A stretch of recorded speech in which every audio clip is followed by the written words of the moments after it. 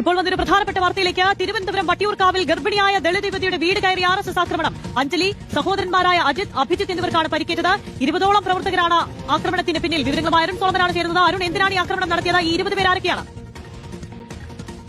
ഇന്ന് വൈകുന്നേരത്തോടു കൂടിയാണ് തിരുവനന്തപുരം വട്ടിയൂർക്കാവ് മലമുകളിന് സമീപമാണ് ഈ ആക്രമണം നടക്കുന്നത്. ഈ യുവതി അഞ്ജലി എന്ന് പറയുന്ന യുവതി താമസിച്ചിരുന്ന വീട് കയറിയാണ് 20ഓളം വരുന്ന RSS ഗുണ്ടകൾ ഈ ആക്രമണം നടത്തിയത്. ഇതിൽ പ്രധാനമായിട്ടും കഴിഞ്ഞ കുറെ നാളുകളായിട്ട് ഈ അഞ്ജലി താമസിക്കുന്ന വീടിന് സമീപം ഈ സ്ഥലത്തെ പ്രധാനപ്പെട്ട RSS പ്രവർത്തിക്കുന്ന ലാൽ പ്രവീൺ, അനന്തു അടക്കമുള്ള പ്രവർത്തകർ തൊട്ടടുത്താണ് താമസിച്ചു വരുന്നത്. ഈ അയൽവക്കത്തിൽ താമസിക്കുമ്പോൾ തന്നെ ഈ അഞ്ജലിയോട് മോശമായി പെരുമാറുന്നുണ്ടെന്നുള്ള ഒരു പരാതി നിലനിൽക്കുകയാണ് ഇന്നിപ്പോൾ വീട് കയറി ഈ യുവതിയെ ആക്രമിച്ചത്.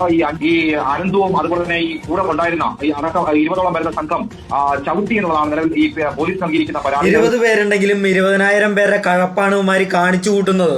ഒന്ന് ആലോചിക്കണം, കേരളത്തിൽ ഏതെങ്കിലും രാഷ്ട്രീയ പാർട്ടി ചെയ്യുന്ന പ്രവൃത്തിയാണോ ഇവന്മാര് ചെയ്തത്? ഗർഭിണിയായ സ്ത്രീകളുടെ വീട് കയറി ആക്രമിക്കുക, അവരെ വയറ്റത്ത് ചവിട്ടുക, ഇതൊക്കെയാണ് ഇവന്മാരെ പരിപാടി. ഗർഭിണികളെ കാണാൻ പാടില്ല, അപ്പൊ അവന്മാർക്ക് വയർ കുത്തിപ്പൊട്ടിക്കണം, വയറിന്റെ ഇടിക്കണം. തലച്ചോറ് പ്രവർത്തിക്കുന്ന മനുഷ്യരുണ്ടെങ്കിൽ ഇവന്മാർക്ക് വോട്ട് ചെയ്യില്ല, തല്ലി ഓടിച്ചു വിടുക തന്നെ ചെയ്യണം. കാരണം മനുഷ്യത്വം എന്ന് പറയുന്നത് തൊട്ടു തീണ്ടാത്ത ജന്തുക്കളാണ് ഈ വർഗ്ഗങ്ങള്. ഇത്രയൊക്കെ നമ്മുടെ കൺമുന്നിൽ നടന്നിട്ട് ഇവന്മാരെയൊക്കെ സ്വതന്ത്രമാക്കി വിട്ട് കഴിഞ്ഞിട്ടുണ്ടെങ്കിൽ ഗുജറാത്തിൽ എന്ത് നടന്നോ അത് തന്നെ കേരളത്തിലും സംഭവിക്കും. വയറ് കുത്തിപ്പൊളിച്ച് ഭ്രൂണം തിന്നുന്ന വെറും നികൃഷ്ട ജീവികൾ മാത്രമാണ് ഇവര്. ഇവർക്കൊക്കെ വോട്ട് ചെയ്യണവർക്ക്, ഇവരോട് ചേർന്ന് നിൽക്കണവർക്ക് എന്ത് ബോധമുണ്ടെന്ന് മനസ്സിലാക്കണം. മൃഗങ്ങളോട് മനുഷ്യൻ കൊടുക്കുന്ന ഒരു പരിഗണന പോലും ഇവന്മാര് മനുഷ്യർക്ക് കൊടുക്കുന്നില്ല.